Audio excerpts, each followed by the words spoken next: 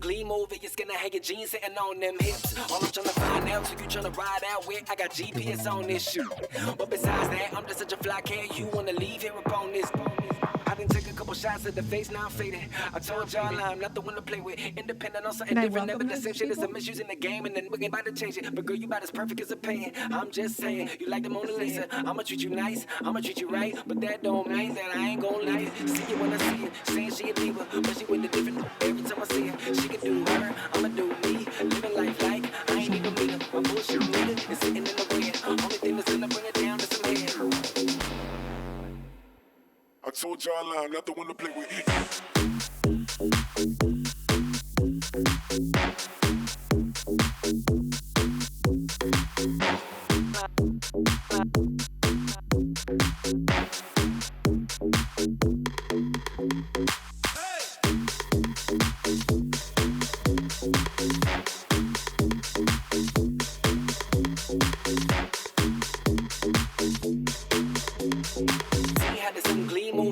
Your jeans sitting on them hips. All I'm tryna find out, who you tryna ride out with? I got GPS on this shoe.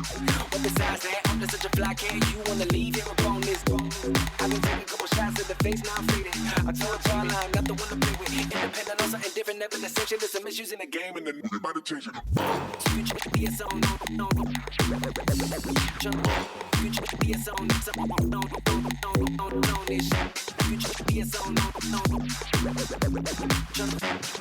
be a song,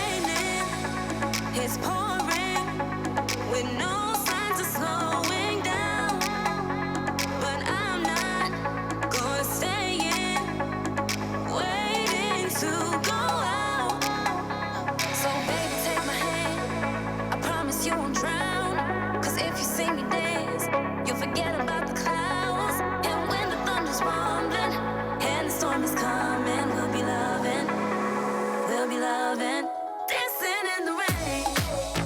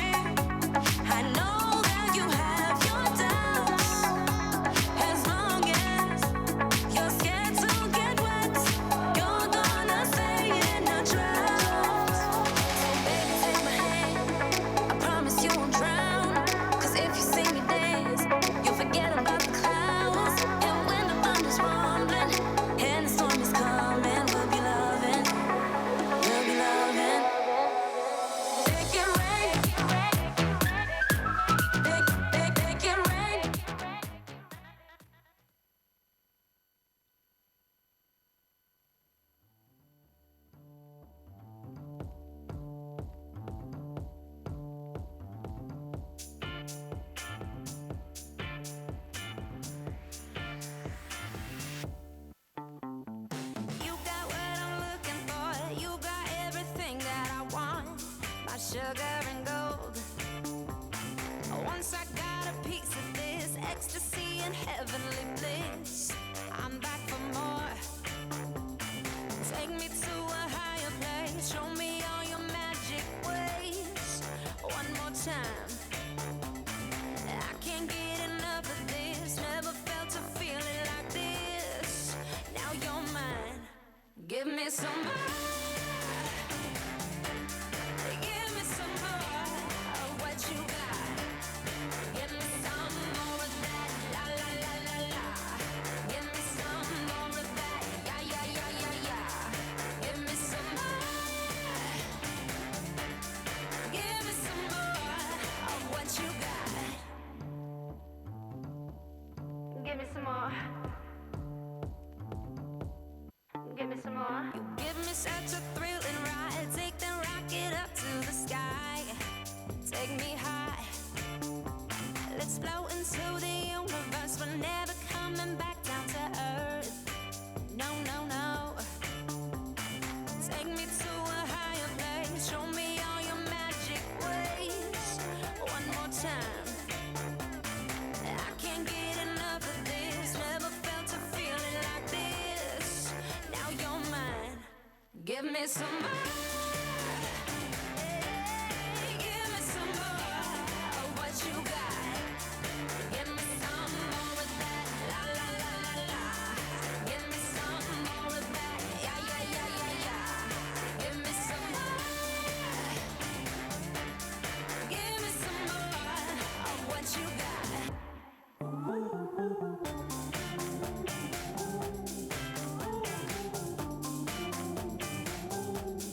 Give me some more. Give me some more. More, more, more, more, more. Give me some more. Ba, ba, ba, ba, ba. Give me some more.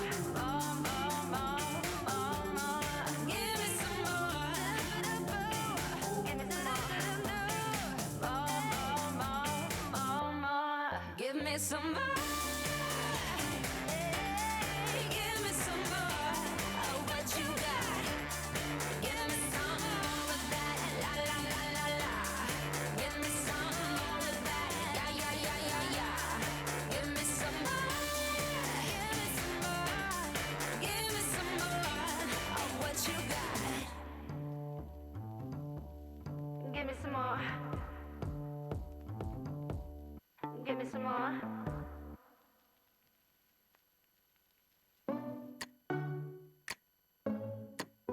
You know you wanna feel it.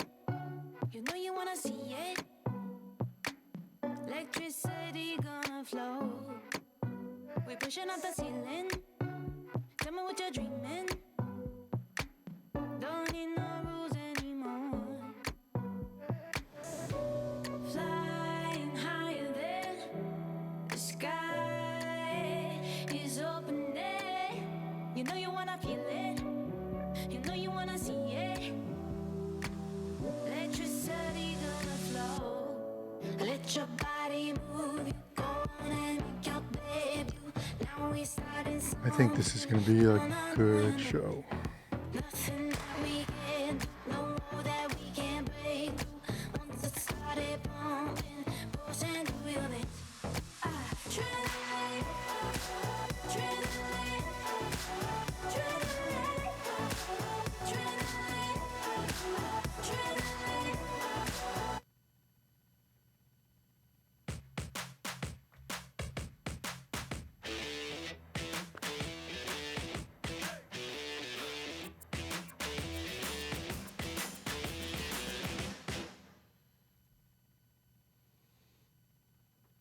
Hey guys, thanks everybody for joining and thanks for being patient and thanks for those comments about the music.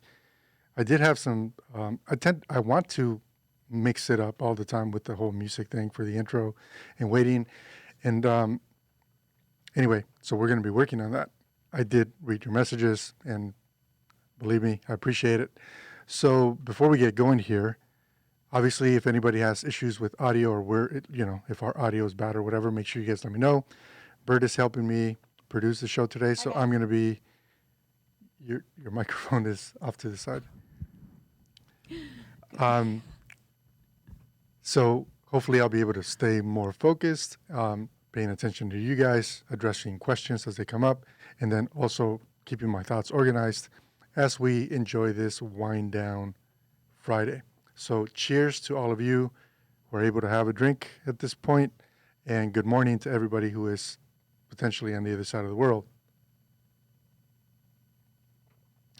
I'm going to take my cans off because I'm generally more comfortable when I'm not wearing them. But let's welcome everybody who actually made time, and thank you for stopping by and checking out the channel. So Mad Max, Tyler, Jose, Vernon, Uphill Cinema, what's up, Levi? Steelworks Media, Celaya, I think I'm going to butcher that name, so sorry for that. But thanks for stopping by. Danny, thanks for stopping by. Small Brown Fox, I promise you the next live stream, I'm going to have at least one classic rock-ish sounding song that is legal for me to play. So we'll see. J Jack, thanks for stopping by. And let's see, James Jackson. James Jackson had a live stream earlier that I purposely didn't see because I wanted to make sure that I didn't steal any of his content or any of what he had to say. I will be checking it out after this because I have a feeling what James talked about and what I'm going to talk about are likely similar. So I think that that's going to be really cool. So thanks, James, for stopping by. Paul, thanks for stopping by. And Taylor, Visible Tour. Again, thank you, all of you. So let's jump right in, okay? Faithfully Bearded, thanks for stopping by. Andre, thanks again. Okay, guys, so I'm just going to jump right into it, right? Canon dropped a gigantic bomb when they did the whole, we're building this camera that is going to be a beast and have specs that none of us would have ever imagined Canon was going to throw at a mirrorless body at a price point that I said if it was, under $5,000, I was going to cry. And I got to tell you, I was so happy that I might have cried. I'm not afraid to mention that. And of course, with yesterday's announcement, we now have a much better understanding of what the camera's able to do, what the camera's able or not able to do, some of the limitations around recording limits, the whole idea that the camera has the ability to overheat. And it sort of started to create this gigantic ripple online that I thought, well, I'm going to give you guys sort of what it is that I'm thinking regarding the Canon R5. And then also just share with you guys a little bit of philosophy with Japanese companies. Because, I've actually been to Japan on a project for a shoot. Got to work with a lot of people there. And they all take very much pride in whatever it is that they're doing. And it's never with malice. This is the time where I should say, hey, by the way, I'm sponsored by Canon. And the answer is I'm not, right? So I'm not a Canon evangelist. I'm not a Canon explorer of light. I'm not sponsored by Canon. I don't ever get paid by Canon. Canon has never, ever given me a product to look at before it was released, given me a product after it was released to talk about it. They've never paid. The only thing that Canon has ever done for me personally or for my channel as a brand is if I post something or say something about their products, they will like it, comment on it, and sometimes even share it. That's the extent of my direct relationship with Canon. So everything that I say and think and have said over the years about Canon on my channel is very much based on not just my opinion, but my experience in using their products. And the fact that, and I have never been shy about saying this, I built my company on the backs of Canon cameras. It doesn't mean that I only shoot exclusively with Canon. I own a Red. I've owned Panasonic GH5s. I think I might have even owned a GH4 at one point. I've owned Sony cameras, from the Sony A7, the Sony A7S, the Sony A7S II, the Sony A7 III. So I work with a lot of different cameras for a lot of different reasons specific to whatever that project is calling. Because at the end of the day, they're all tools. Small brown fox is saying that you're clipping a little. You might be a little hot. Yeah, so drop that level. Drop it a little bit more. Okay, guys, so thanks, Small Brown Fox, for saying that I'm clipping. Hopefully that made it a little better. And if it didn't, please comment again, and then Bert will deal with the mixer there, which, yeah, anyway. So now that I got that out of the way, and you guys know that I am not sponsored, paid for, affiliated in any way. I buy every single Canon product with my own cash, period.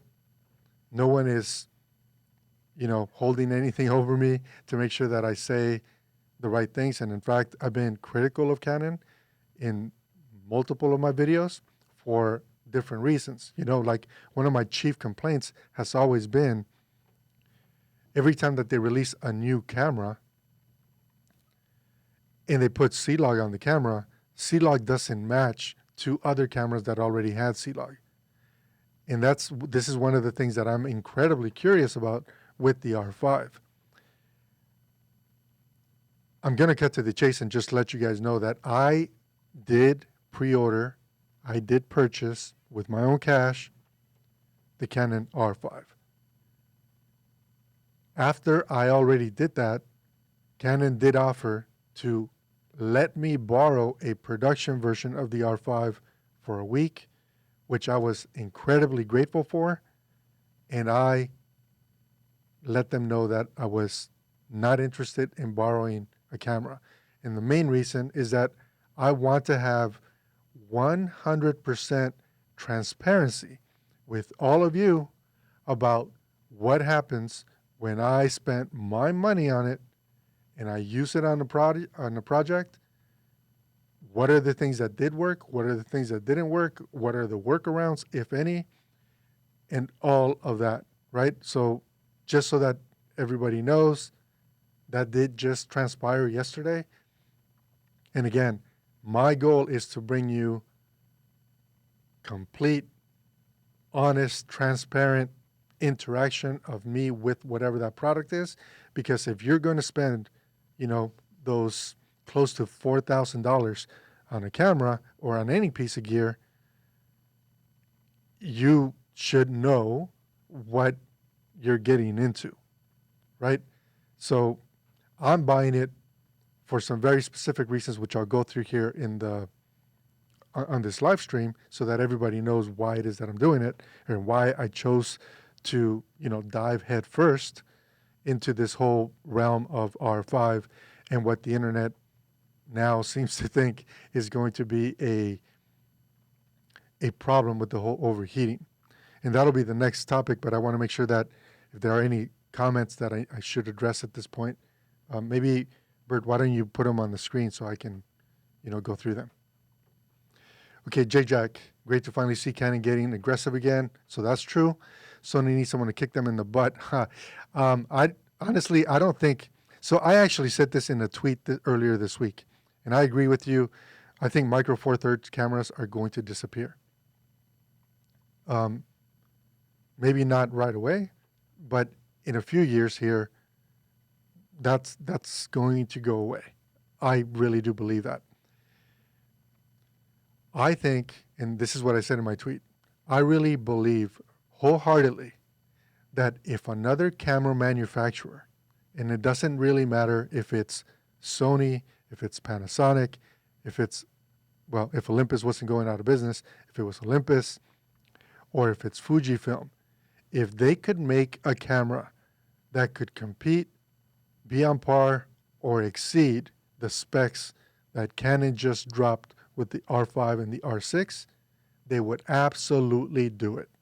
There is no question in my mind, in my head, in my heart, that if somebody else could do it, they would have done it. And what a lot of these other camera manufacturers have to deal with is the fact that they are not controlling all the components that are going into their systems. So they have to buy sensors from Sony in some cases. They have to buy other electronic parts from other companies. And then they are making them or tweaking them to fit into their own bodies, which really hinders what they are able to do. Whereas Canon, I mean, they just told us in yesterday's press conference, right? They just decided they're going to design a brand new processor, image processor, a brand new sensor, and then build a camera around it. So there aren't a lot of other companies that have those types of capabilities, which is why I honestly think the Sony a7S III has taken so long for them to actually do something else with it. Something as simple, and it's going to sound like I'm picking on Sony, but mind you, I've owned a lot of Sony cameras and got rid of a lot of cameras because I couldn't handle some of the issues. And this is one of the issues that literally made it a no-go for me. The data rate on Sony cameras is way too low. If I look at it in post-production, I'm going to break it. And maybe that doesn't happen if you're not looking at it on a really high-resolution screen, or if you're not blowing up the image onto a 40-foot 4K projector screen. But that is how I evaluate my commercial work, which really means that some of those cameras are not for me. If all I was doing was producing for YouTube and all of the content was being consumed at 720p on somebody's smartphone, yeah, Sony's overkill. But so is the Canon M50. And which one's cheaper? So I'm going to leave that alone because I know that will irritate some people. I'm going to take a quick moment and just remind everyone who's on the live stream today. First off, thank you for joining. If you haven't already, what we are trying to do here is build a community of creative professionals at all different skill levels, okay? Where we can all, as a community, share content, share knowledge, share experience, so that we can all, like I like to say, level up together. Because the fact is that if I'm on a commercial set, I need other people that think like I do, that work like I do, that understand why it is that I make some of the choices that I make, so that if they become part of my crew or I need to augment my crew, we can work more efficiently, much faster, and stay within the budgets that continuously manage to shrink. And this is what we're trying to do here. And I'm not trying to make anybody angry at one thing or another, okay? So if you haven't already, consider subscribing. And if you like this type of content, be sure to hit the notification bell so that you know every time that we upload a video. I'm trying to be more consistent with weekly uploads and once a week live streams like what we're having here, which I call them wind downs. So do we have any comments that you want to throw up on the screen, please? James Jackson, update for everyone who didn't catch PreVTV Q&A today. Canon is seriously looking at adding CLOG 3 to the R5. So that is actually really, really interesting, because if you guys have not already worked with Canon log, CLOG, the original, is the easiest to work with because it's very difficult to mess up the shot. CLOG 2 gives you the most amount of latitude at the cost of potentially having to denoise your image. And CLOG 3 is that sweet spot between the two where you get like 98% of what you would get latitude-wise with CLOG 2, except it's much cleaner. Because what it really does is it clips the blacks at least 1.5 stops faster than CLOG 2 would, which is the reason why it's cleaner. So if they are going to consider adding that to the Canon R5, I think that that's going to make a lot of different people very, very happy. I'm the guy that shoots everything in CLOG 2 because I would rather have the flexibility in post-production to do whatever it is that I want. And of course, if you bake in CLOG 3 to your MXF file or whatever the compressed version is that's going to be on this camera, if you bake it in, you can never get that extra dynamic range that you might need to create the right level of contrast to tell your story out of your project. So I'm the guy that shoots everything in CLOG 2, and then I deal with my creative decision in post-production. And I'm very happy about that. But a lot of people, like if you're doing a wedding as an example, CLOG 3 is going to save you a lot of time in post-production. So then there's that. Any other comments? Several. Okay.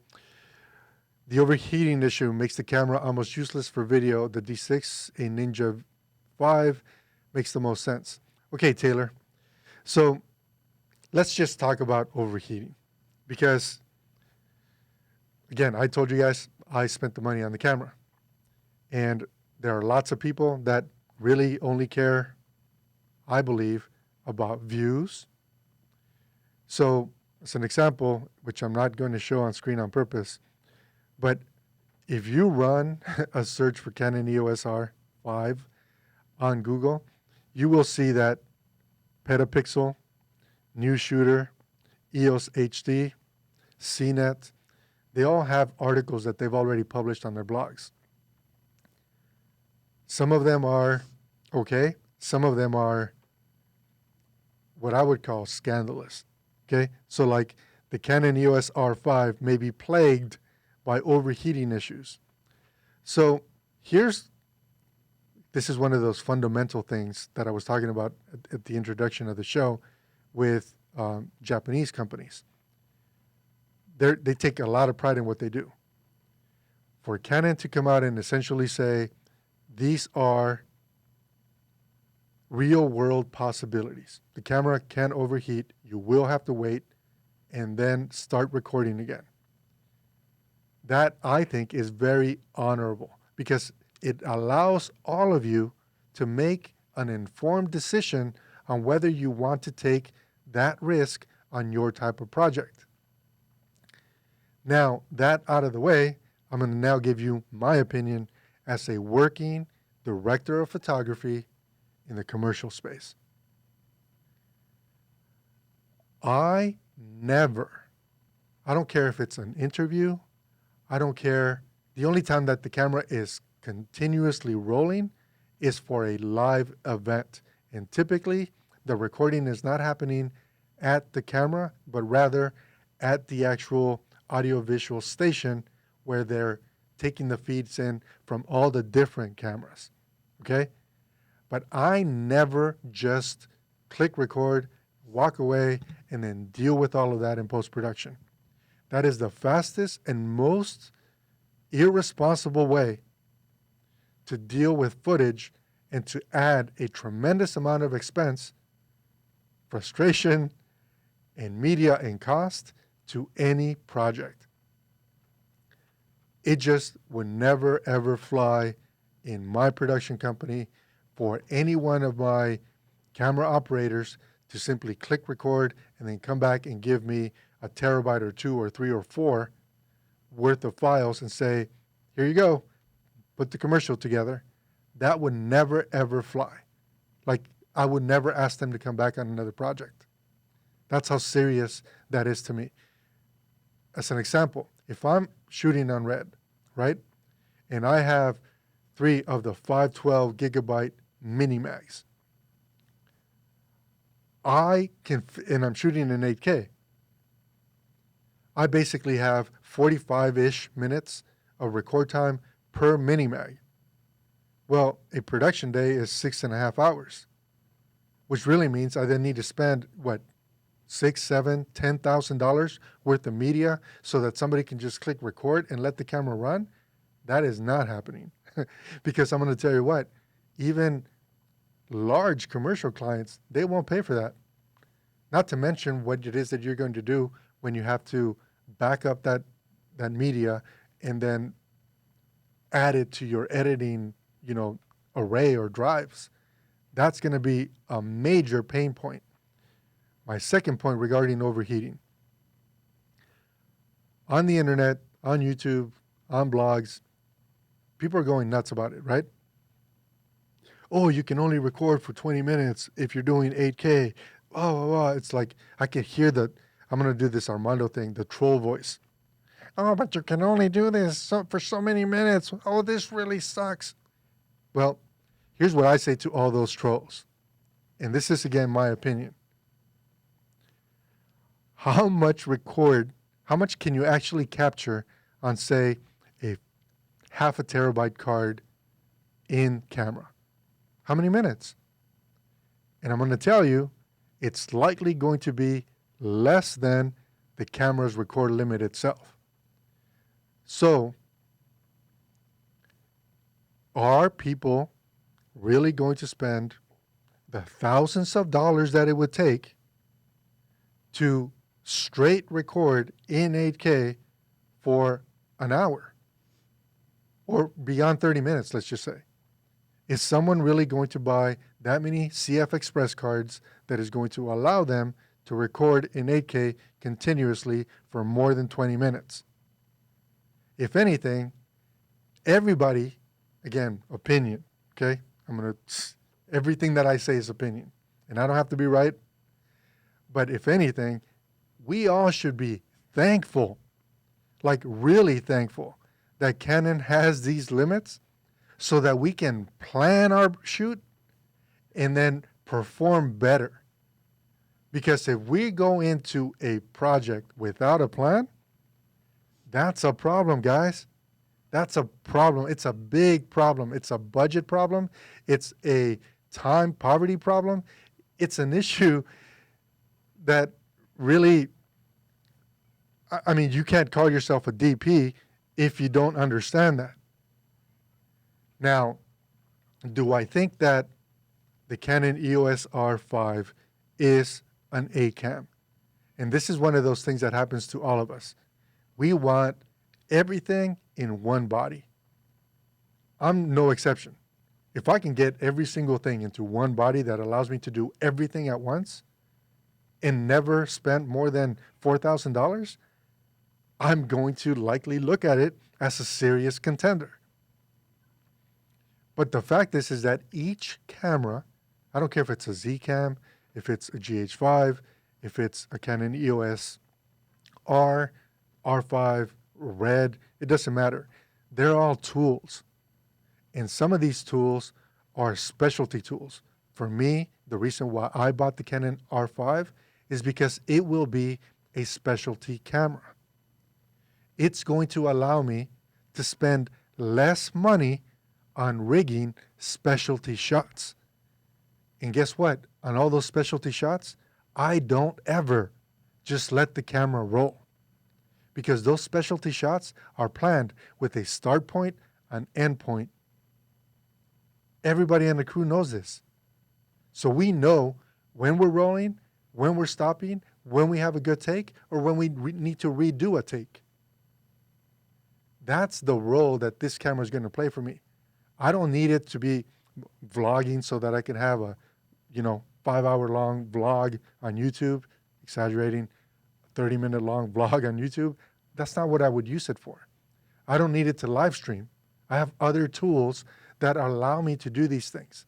The Canon 1DX Mark II, which I loved and had for a really long time, we used it on a live stream project, and when it hits the 30-minute limit, you get a blackout screen, which really means you can't use it for really long live streams without actually doing something like touching the camera. You can't set it up as a second angle and just let it do that. So for live streaming, we use actual cameras that can perform better, like C200s, C500 Mark IIs. That's what we do.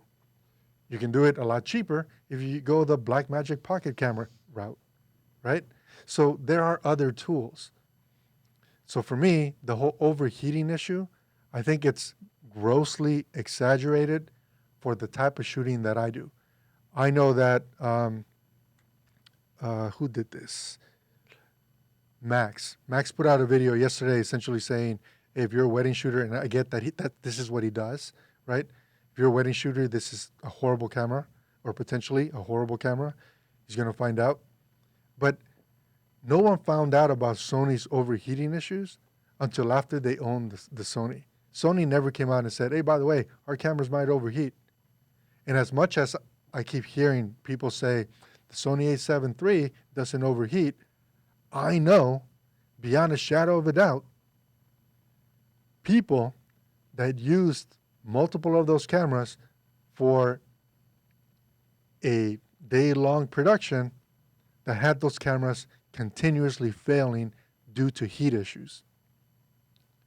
And I've yet to see one announcement, acknowledgement from Sony saying, hey, you know what, before you buy our camera, just know it might overheat.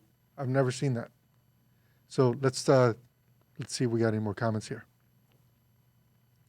Please talk about your experience in regards to C-Log matching the various Canon cameras. Also, opinion about the potential A7S III.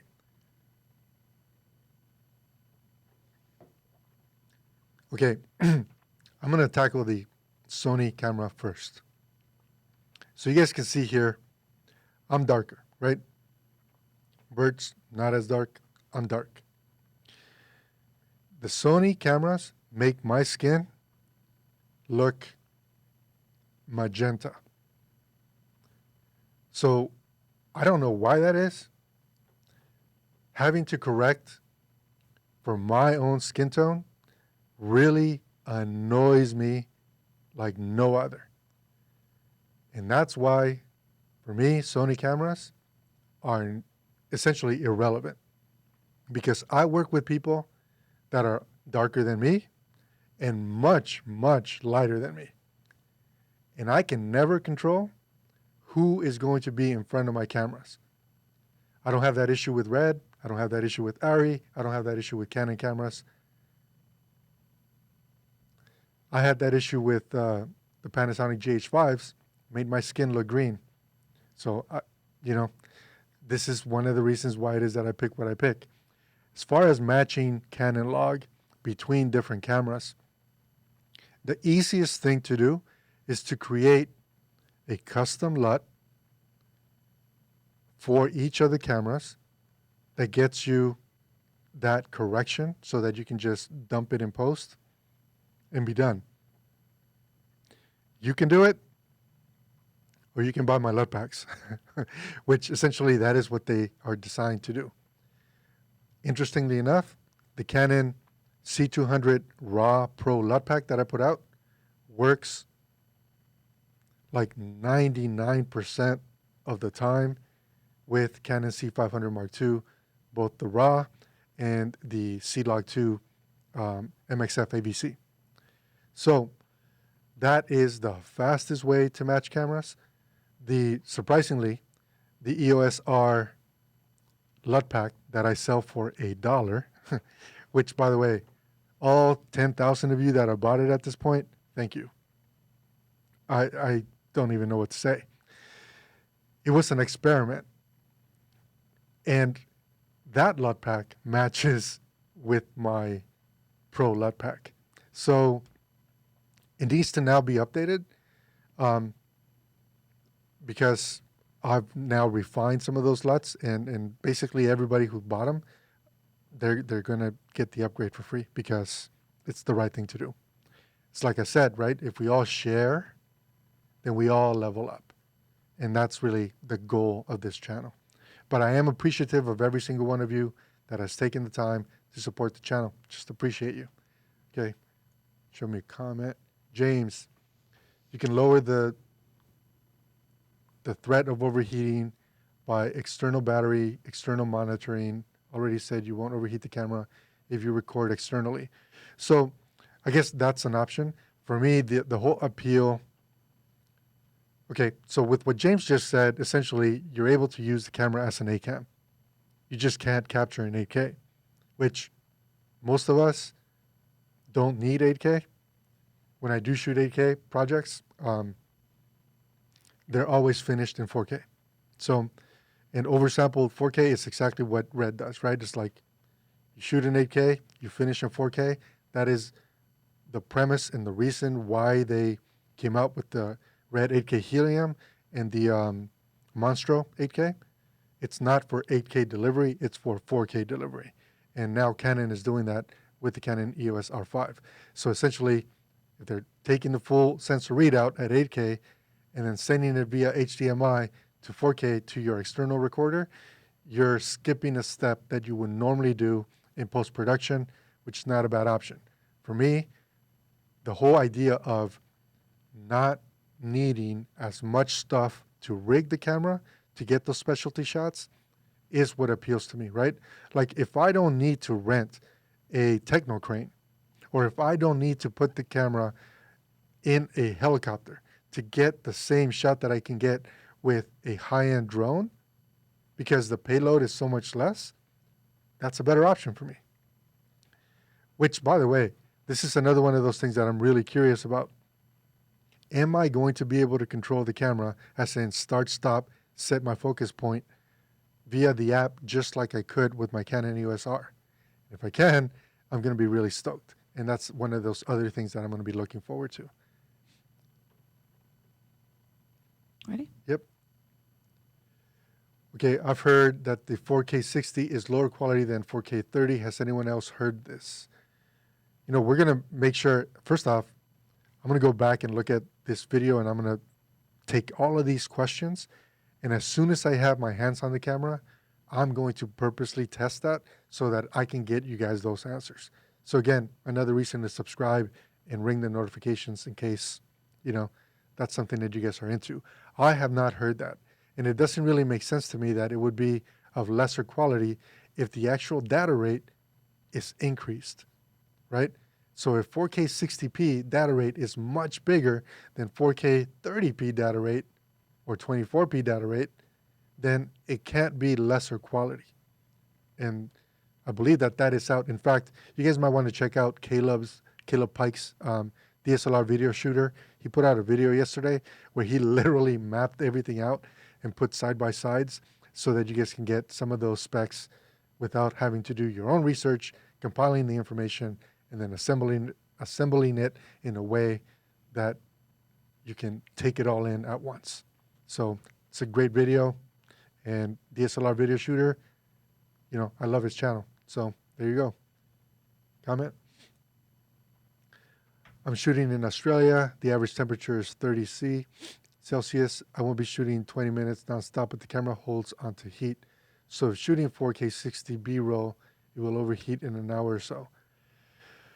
I hope that's not the case. But I think it's, you know, it is environmental, right? So like, no matter what, if if you're shooting in those extreme temperatures or in those temperatures, and it's not room temperature, like the way that Canon would ideally or decided to measure the performance of the camera, then yeah, that could be a challenge. I don't know if you guys haven't already worked with CF Express cards. If I put a CF Express card in my CF Express card reader and it's plugged into my computer and no software is accessing it, that entire reader gets hot. So I don't know if it's just the way that the card works, where it's always reading and writing, or it's ready to just give you that full, you know, massive bandwidth that the camera or that the card is able to offer that makes it heat. But I hope that when you're not actively recording, that and the card is in the camera, that is in some form of sleep mode. And I'll be sure to let you guys know as soon as I get my hands on it. Because in my card reader, when it's connected to my computer, those cards get hot. The card reader gets hot, and it doesn't really matter which brand of card reader it seems, it just gets hot. Super Clarky. It's interesting that the R5 can do 4K dual pixel autofocus at 60p, whereas the 1DX Mark III can only do it 30p. Wonder why? It's probably because of the new image processor, right? I think that might be it. But also, maybe Canon is just trying to go after a different crowd, a different group of people. Because the truth is that if you need a Canon 1DX Mark III, that means you need weather sealing. You need something that is going to run until the battery dies, and those batteries are huge, right? And I think that's a big market difference from the Canon EOS R5. I think that the R5 is more like for all of us, and the 1DX Mark III could be for all of us if we are working in extremes, extreme weather, extreme conditions. We need a camera that's not going to freeze, or it's not going to just, bake inside because of whatever it is that it's doing, and we need that extended battery life. So that might just be it. It might be the fact that they needed something that was hyper reliable because the pros that are using it needed to be always ready to capture that moment. It could be. I don't know, though. Steelworks Media, I think Carlos is reading my comments. He's saying everything after I type it. That's funny. I'm not reading your comments. I'm trying to stay focused on you guys. I had to share that one. Thoughts on the photography side of the R5. Okay, so for those of you who are, fairly new to my channel or didn't see any of my Canon EOS R videos when I bought the camera and I started using it, my number one thing that I wanted from the R was a pro high megapixel body. And the reason for it is that even though I work 96% on the video side of the industry, when I'm working with clients, especially at corporate levels, they assume that if I have a camera, and it doesn't matter if I show up with my Red or if I show up with a Canon, C300 as C500 Mark II, it doesn't matter. If I have a camera, I can help them with their stills or I can help them with their product, photography. And over the years, several of the pictures that I've taken have ended up on billboard campaigns and on their websites and on their social media. So I really wanted something that was a lot higher megapixel to give me the ability, the confidence that I have when I'm shooting commercial projects that are actually motion, not stills. And the fact that they added, what is the megapixel count here? It's 45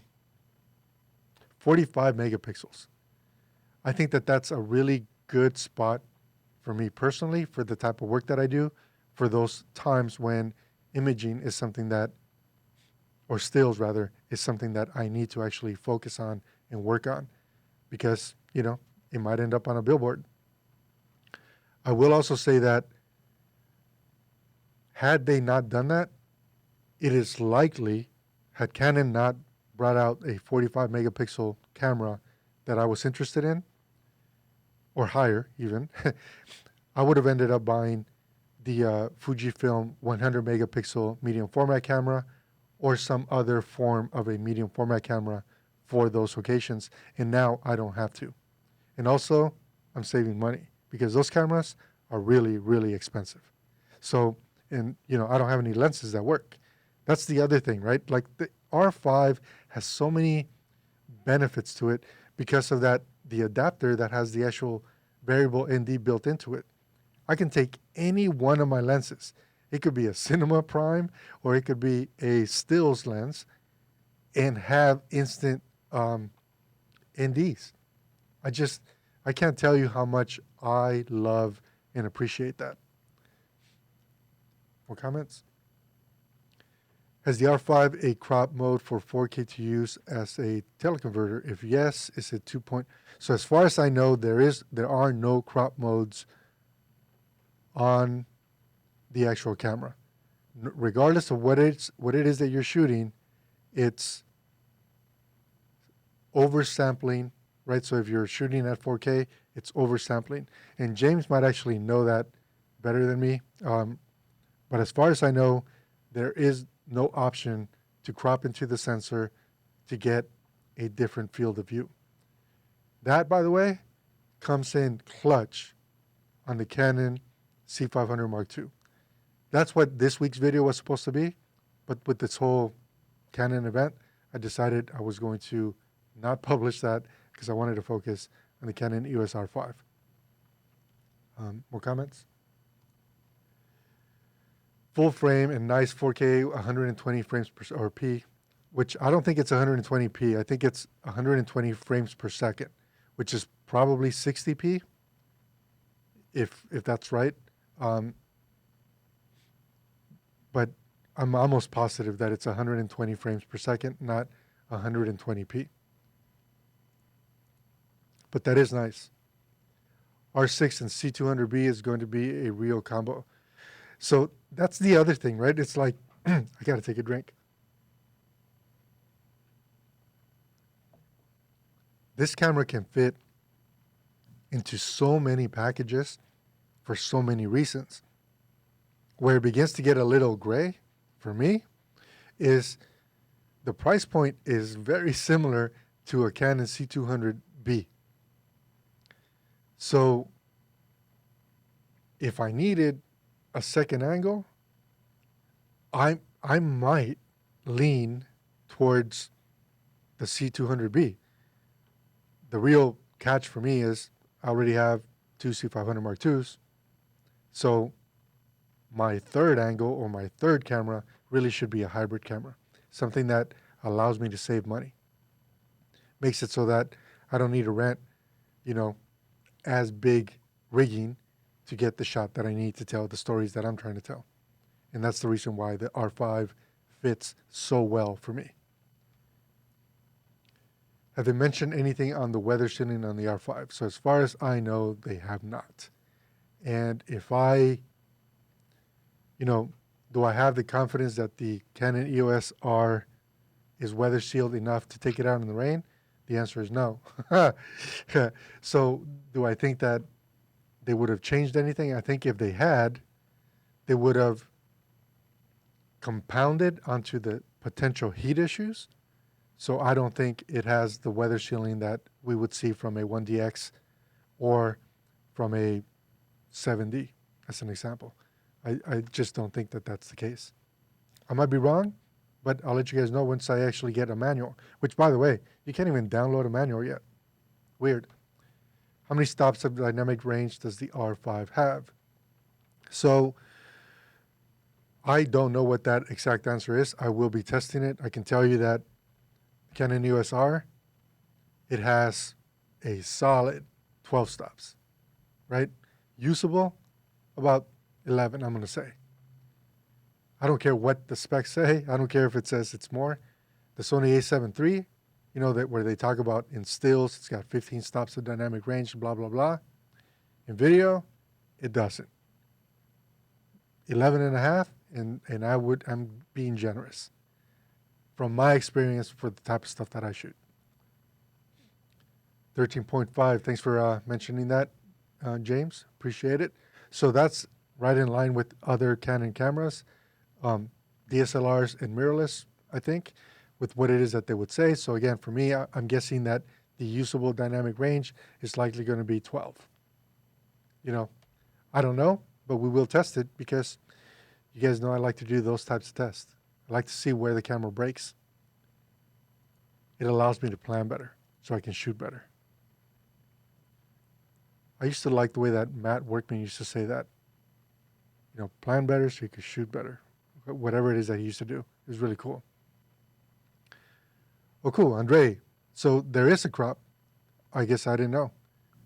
And that's another benefit, right? Because it basically gives you sort of a second body within the same body. It lets you reach or compress the background more if you need to. Anything else? I'm just trying to Okay. I know there's a crop photo mode, not sure about video. Okay. Yeah. I guess I didn't even like, they had me, if, if I can be even more transparent, they had me at the price is under $4,000. It can shoot 8K, full frame without cropping the sensor, raw in CLOG. Like that combination is more than I could have ever expected or wanted. I don't care if the media that goes in the camera is going to cost $1,000 so that I can get 12 minutes of usable footage. I don't care. The fact that it can capture at that resolution in RAW and in CLOG, it's like all of my wish list items came to be. I really do, and maybe this is, maybe it really did happen this way. I think Canon was like, what does Carlos want and need? And let me give him the two cameras that make that happen for him. The C500 Mark II and the Canon EOS R5. Here you go. Happy birthday, Merry Christmas, and Happy New Year all in once, because that is exactly how it felt for me and how it feels for me. And if that changes, I'll be sure to let you guys know, because as I said in the beginning of the video, I'm not sponsored and I don't owe anyone anything. I use my own money to do the things that I do. So, especially on this channel. We can talk about Carlos, specifically dynamic range. Okay, what does that mean, Paul? Dre, thanks for stopping by, dude. Haven't seen you in a while. Hopefully you're busy. They say the weather sealing is equivalent to the 5D Mark IV. If the weather sealing is equivalent to the 5D Mark IV, then my mind is blown right now, because the 5D Mark IV, you could leave it out in a snowstorm, like doing a time lapse, and it will not give up on you. Like the battery will die before the camera gives up on you. So that's really exciting. That'll be fun to try, and we'll definitely challenge that. How has Canon jumping more into full frame video changed or impacted your work? Do you use it more than Super 35? So last year, as in actually at the end of 2018, we knew that we had to migrate over to full frame productions to stay competitive, to stay relevant, to keep we're at the bleeding edge of the imaging that we do for our clients, and keep other people that might want to work with our clients slightly away from us, right? I'm going to tell you, I'm one of the most competitive people that you guys will ever meet. I don't mean that in a bad way. I love everyone, but at the end of the day, I need to feel like I am winning. That's the truth. I am very much, I operate that way in my sleep. So this is one of the reasons why it is that we decided to do this, or knew that we had to move. We considered the Canon C700 full frame, and we also considered the Monstro. We were at the point where we needed to make a decision, and then Canon announces the C500 Mark III, which we jumped on. What I didn't know and didn't really understand is how much easier and faster my production was going to go by having the ability to shoot at the resolution that I want to, at the quality that I want to, in full frame. And some might say, well, you could have done that on the Sony a7 III as an example.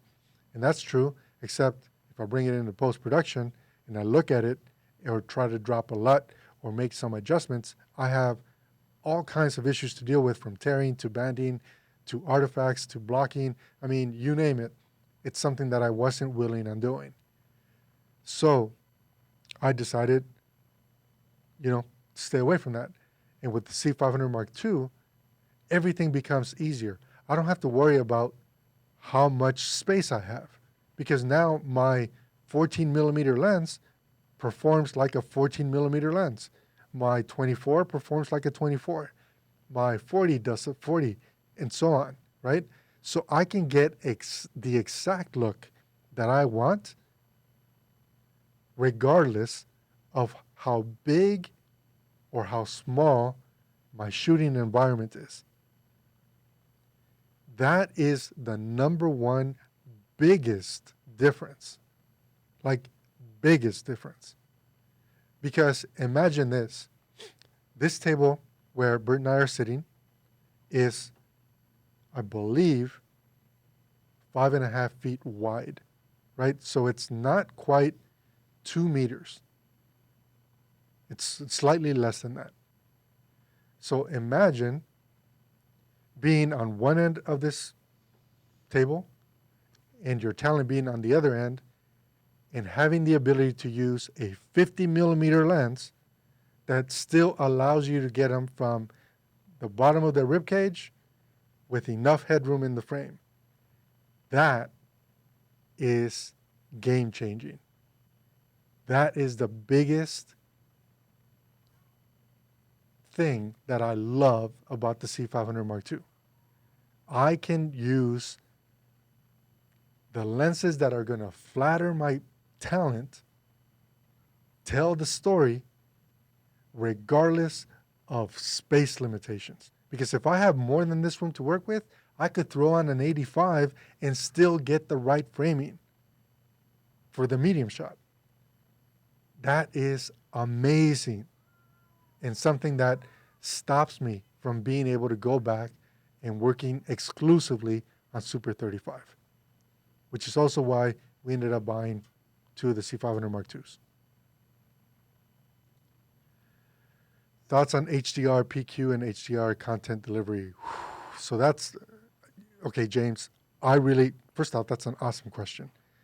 And that is so loaded that we really should maybe dedicate a whole episode to it, and maybe you can co-host it with me because it's a big subject and it is a direction that the industry is moving towards in a hurry. On the sports side, it's already there. But in other areas, it's moving there really, really fast. So if you're up for it, we can tackle that. Okay. Been following you with your C500 Mark II content. Great stuff. I just ordered the C300 Mark III. Very excited. Jumping ship from Sony. Maybe interested in R5 as a future B cam.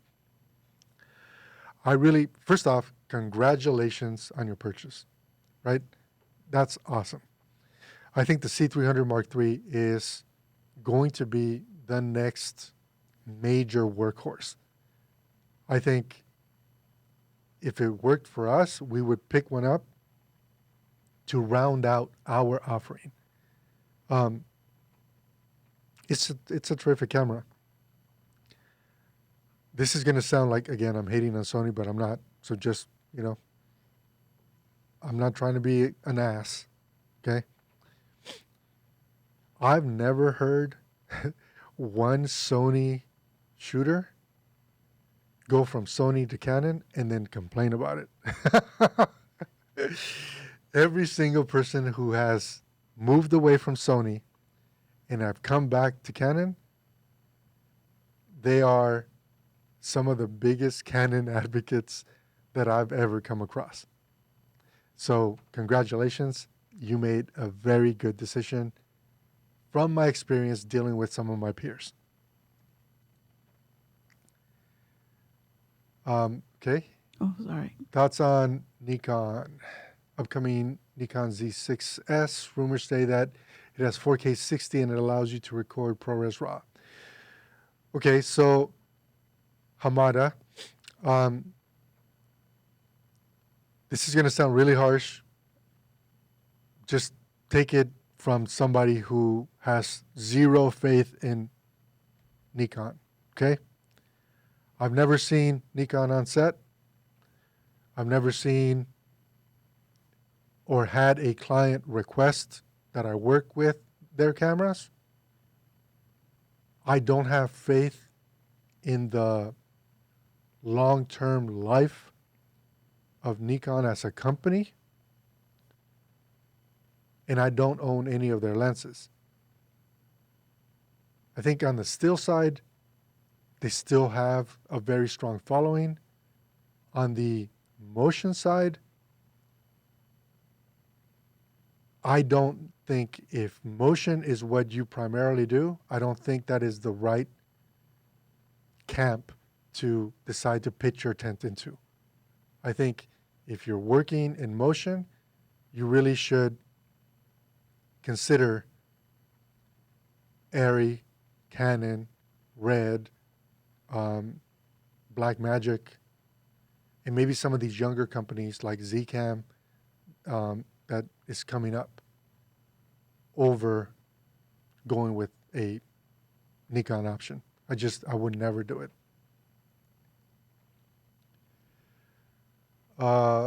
Okay, yeah, Andre, we're going to talk about HDR in a future video because I'm not prepared to talk about it because that's not where my headspace is right now. And this is my third or fourth drink out of my wine cup. So then there's that. Channel's one of my favorites. Thank you, thank you, thank you. Love how you talk about business, perspective, very transparent and open. Thank you. And again, like the whole objective is if we all share, then we can all compete. We can all compete together. We can all make sure that when we're working with ad agencies, you know, if I say my day rate is $4,700, somebody else doesn't say my day rate, I'll do it for $400. You get what I'm saying? It's like if we're all talking the same talk, then we all level up. And that's really the goal. That's what we're trying to do here. Come on, Carlos, how about 8 stops of stabilization with an RF lens? Okay, so I really, really, really want to test that. I really want to test it because if it's going to genuinely allow me to get B-roll and allow me to leave my gimbal behind, huge difference for me. Less gear to travel with, less rental costs that I need to charge a client, more efficient workflow, makes everybody happy. Richard Robinson, thank you for that super chat, $4.99. Really, really appreciate it. You're a rock star, dude. Just thank you. Can't say thank you enough. Quipsy, hey there, Carlos. And this is Bert, by the way, in case you guys haven't officially met her. Bert is my wife. Her name is Roberta, but we all call her Bert because she's Bert. She's awesome. Can you put that message back up, please? Yep. Thank you. Nice to watch your live show. Awesome. Thank you. And R5, despite the fact that I have realistic expectations about some of the heat issues, what are your views? Do you think if I cannot use it in a commercial environment as my specialty camera, you all are going to be the first to know about it because I am not going to be shy.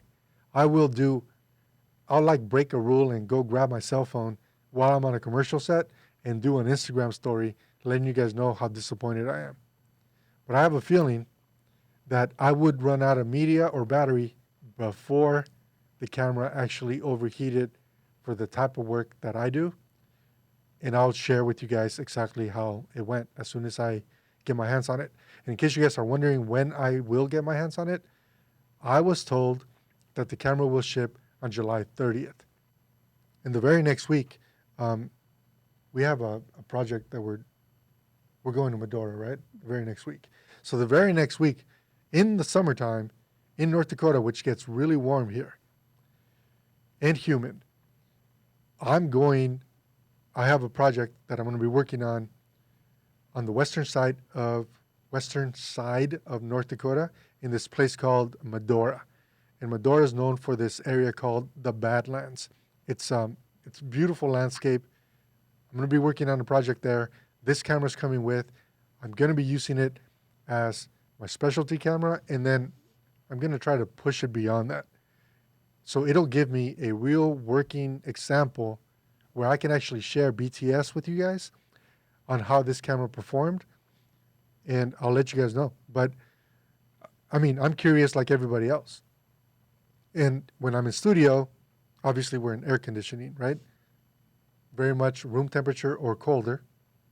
So I don't know that I'm going to run into issues, but on this project where I'm going to be outdoors and it's summertime and it's humid and it's on a warmer side of the state, the camera is going to get tested. It's going to get tested, and we're going to find the breaking point, because I need to know what that is for me personally, and then also so that I can share with all of you. So we'll make sure to let you guys know. I have a question. Are you able to pull raw stills? And you can pull stills from those. Use metadata, come say, with red. So the reason why you can pull stills from Red Code RAW is because they are a series of still images. I don't think that Canon RAW works that way.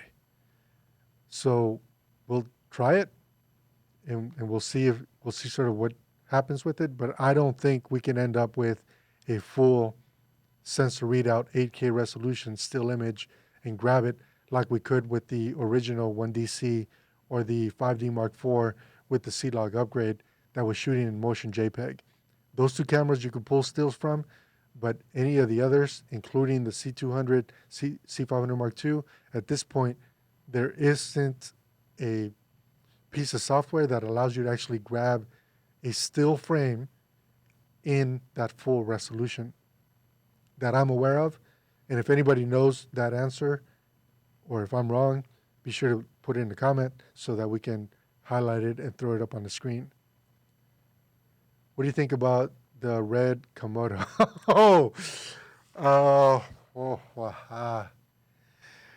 I was hoping that question wouldn't come up. Okay, so a few weeks back in one of these shows, we did I basically made some comments about Red Komodo being dead on arrival because of the R5's announcement. And then, of course, Red Komodo started shipping out. It started shipping out to everyone as a beta cam. In other words, it's not the full production version. It's a version that we're still working to improve. And I got called out on it, okay? So I got called out on saying, I thought you said Red Komodo was dead on arrival, and now you're interested in Red Komodo. So here's the bottom line, and I told you guys I'm totally transparent. I'm all about any tool. I don't care who makes it, except for Nikon. I guess I am prejudiced against Nikon. I just realized that, by the way.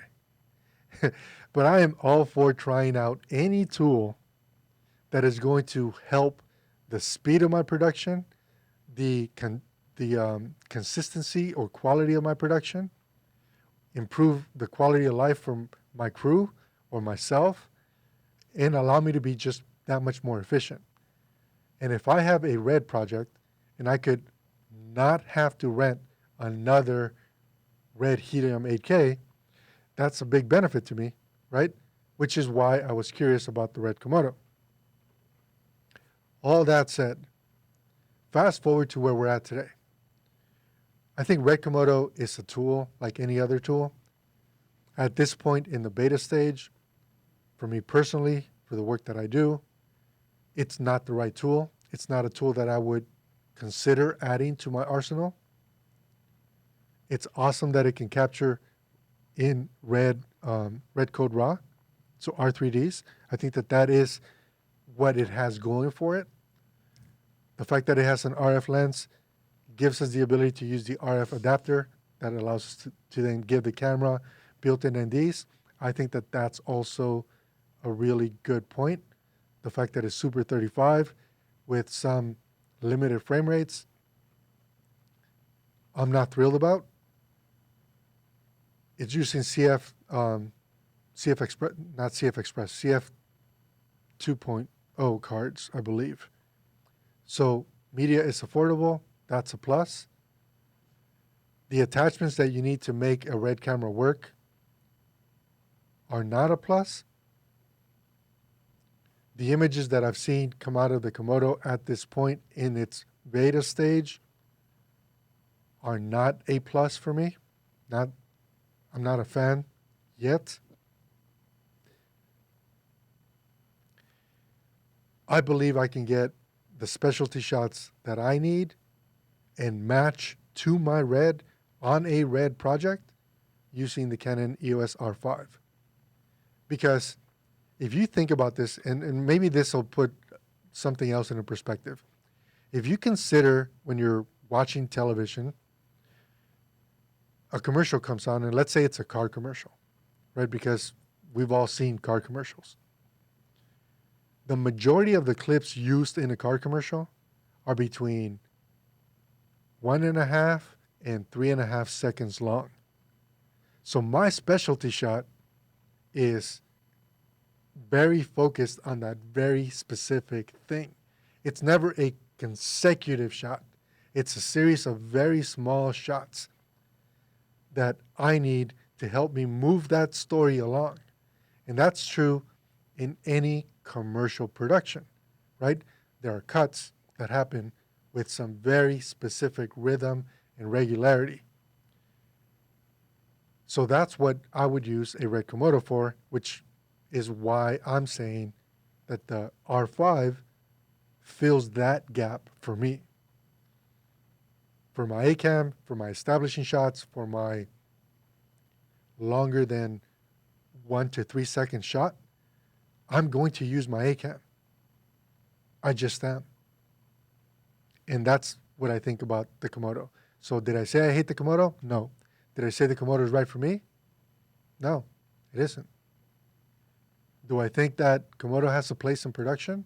I think for a lot of people, especially everybody that was willing on paying the extra $1,000 to get their hands on a beta cam that is still in development, yeah, I think so. Do I think that some people are misinformed about the autofocus capabilities that Komodo might offer when compared to other cameras that actually have active tracking autofocus? I think that there is a big, big gap between what companies like Red can do with autofocus and Canon lenses versus what Canon can do with their cameras and their lenses. And a good example of that is Blackmagic, right? Blackmagic pocket cameras, they have autofocus. It sucks, but they have autofocus. So that's what I think about Komodo.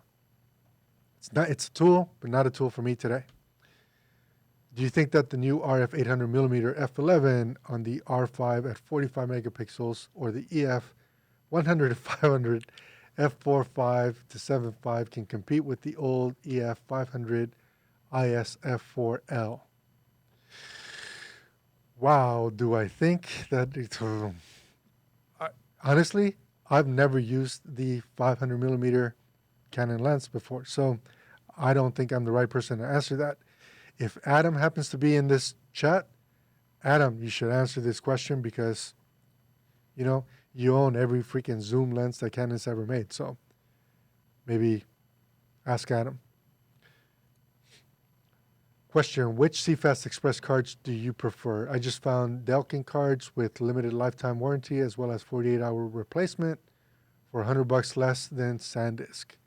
So this is going to sound a little snotty, but when it comes, I don't mean it in a mean way. I mean, it just is what it is, right? Like, if I'm on a paid shoot, gambling on which media I'm going to use is not an option. And if it's going to cost me an extra $100, I bill it into whatever it is that I'm charging the client. So I exclusively use SanDisk cards and have used them from the C300 to the C300 Mark II, C500 Mark II, and even on the 1DC, back in the day.